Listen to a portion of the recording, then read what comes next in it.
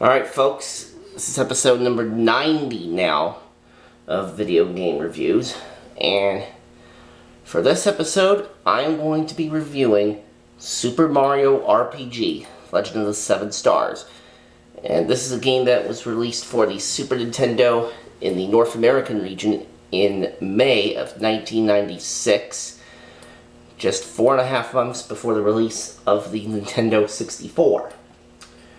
Alright, now the story for this game goes as follows. The game starts off with Mario entering Bowser's castle to rescue Princess Toadstool. Yeah, another one of those games where Mario has to save Princess Toadstool. What else is new?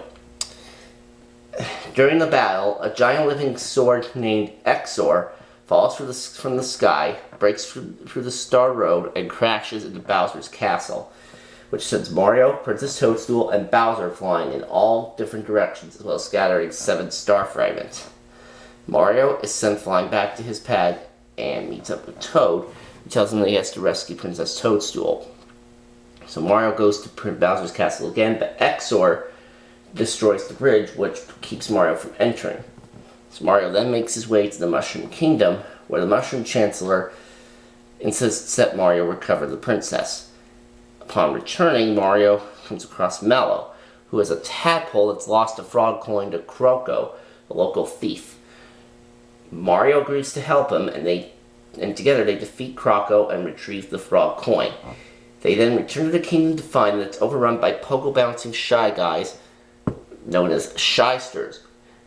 The Shysters are part of the Smithy gang, which are led by an evil robotic blacksmith king named Smithy. He and Mallow enter the castle together and are met by a giant knife and spring-like creature called Mac. Once Mac's defeated, they find a mysterious star piece, which Mario takes while the surviving Shysters run off to warn Smithy. Mallow then accompanies Mario as they travel through the Kuro sewers to Tadpole Pond, where they must defeat Balloon, a dog-like creature. There, they meet Mallow's grandfather, who reveals that Mallow isn't really a tadpole after all, and claims that his real parents are waiting for him to return home. The duo travel to Rosetown, where they meet a star spirit that's taking control of a doll named Geno. And after battling the bow-legged creature, Boyer, who was immobilizing the residents of Rosetown with arrows, they retrieve another star piece, and Geno joins Mario and tells him that the star piece is a part of the Shattered Star Road where he lives. A surviving Arrow, who's one of Boyer's minions, runs off to warn Smitty. Geno has been tasked with preparing the Star Road and defeating Smitty so that the world's wishes may again be heard, and he must find the 7 pieces by members of the Smithy gang.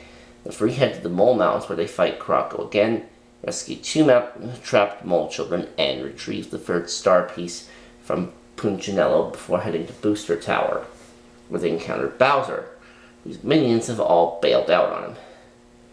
Though former enemies, they join forces to fight a common enemy as Bowser wants to reclaim his castle. The new team head to the top of Booster Tower, where they evade Booster, but he manages to escape with Toadstool. After beating his henchmen, Knife Guy and Great Guy, they follow Booster to Marrymore. They enter the church and intercept the princess right before she's forcibly married to Booster, but Chef Torte and his apprentice attempt to prevent their escape.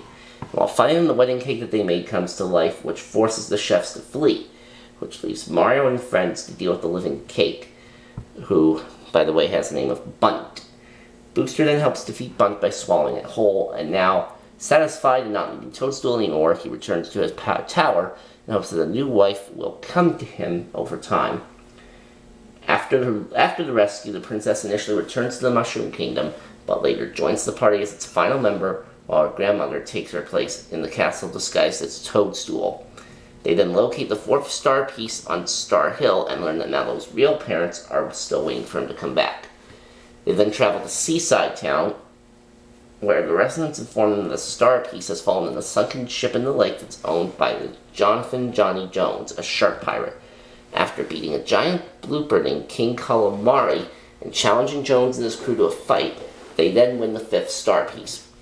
Returning to Seaside Town, they discover the townsfolk are actually Yaradovich in disguise. The the real townsfolk in order to force Mario to hand over the star piece. He tries to escape with it, but is unable to when his ride doesn't arrive. Jones prevents Nardovich's escape, and Mario and friends defeat him to recover the star piece. After recovering 6 of the star pieces, Mario's group learns that the final piece is held by Smithy in Bowser's castle. Upon battling their way through the assembled enemies and fighting Exor, they discover that he's actually a gateway to Smithy's factory, where Smithy mass-produces his army. After defeating Exor, he inhales them, sending them to the factory. They then enter the factory and beat Smithy, which causes Exor to disappear, and the collected star pieces are used to repair the Star Road. Geno then returns to the Star Road, and Bowser rebuilds his castle with his newly reformed army. Mallow regains his rightful title as Prince of Nimbus Land, and Mario and the Princess return to the Mushroom Kingdom to celebrate their victory. So, as you can probably tell, this is quite a lengthy game. Now, this game contains token similarities to the Final Fantasy series, of course, along with a story and gameplay which is based off the Super Mario Bros. Series. Now, there's 2 main sections to this game: adventuring and turn-based battle sequences. Much of Super Mario's RP... Okay, hold on, folks. Hello? Hi. Not much.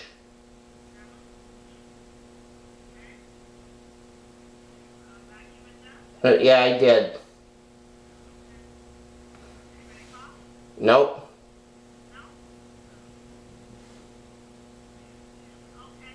Alright. Alright. Alright, yeah, I had to take a phone call there, folks. Anyways, continuing what I was saying, much of the gameplay in this game is outside monster battles and plays like an isometric 3D platformer, which traditional Mario elements such as punching floating question blocks from below are prominent. And there's adventuring and turn-based battle sequences in this game, just like traditional Japanese role-playing games. Now, there are no random encounters in this game, so therefore enemies are visible in the field. Now, battle will only ensue if Mario comes into contact with an enemy. This will allow you to evade unnecessary battles.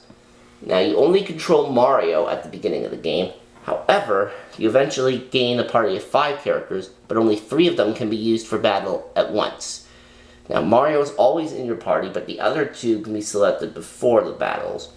So Mario is basically a permanent team member for you in this game. Each of the 5 characters has a different set of attacks and techniques. The Princess Toadstool's abilities are healing techniques, where Geno and Bowser have offensive attacks that deal high amounts of damage. And the combat is based on a traditional turn-based battle system with the addition of action commands that amplify moves' effects. The player starts each turn by choosing to attack, defend, run, use an item, or perform magic from the combat menu. The action command consists of timed button presses during an attack, special move, defense, or item usage. Now, this is one of the more innovative features of gameplay, which has become a mainstay of later Mario RPGs. Alright, so it's a pretty intense game, and also a pretty exciting one at that. And now this was also, this game, by the way, is also available on the Super NES Classic Edition, which released earlier this year. And yeah, that does it for this episode of Video Game Reviews. Thank you for joining me for this. And again, the phone interruption was out of my control, but nonetheless, in the next episode, we are going to be reviewing Paper Mario for the Nintendo 64, which is another very good game. Alright, see you there.